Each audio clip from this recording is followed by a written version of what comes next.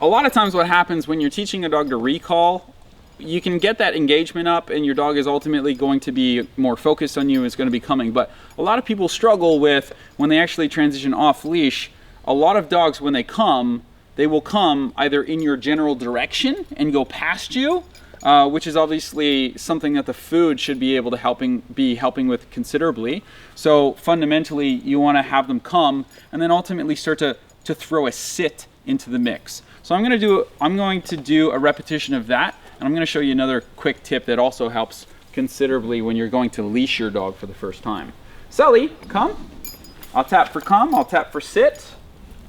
I give him food. Yes, that's his release command. He can do what he wants. Now, as I'm going to feed him, when I recall him, I can do this from a sit. I say yes, I feed. I go near his collar. If I could actually take another leash and clip on, clip off.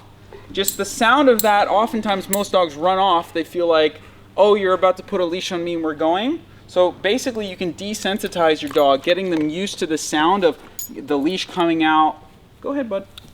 And just the distraction of the leash being hooked on, that's what you want to be working with. When they come in, after you've done, a week or so of just having them come and getting food, then you're going to have them come and sit in front of you. And then your next step is bring that leash in so that every time you have them sit, they're getting used to you putting a leash on them. It's an extra step and it takes a little bit more time, but it's really beneficial when you're actually doing off leash with the dog for the first time, because a lot of dogs, they come in and as soon as you go to put that leash on them, they know that the only time you put that leash on them is when they're about to go back into the car or something like that, and they start playing keep away.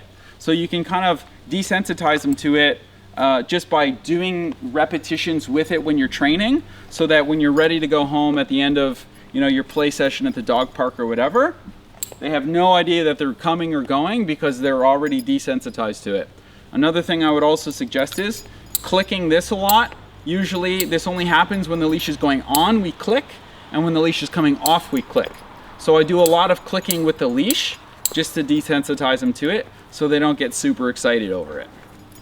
Sulley, come. Sit. Yes.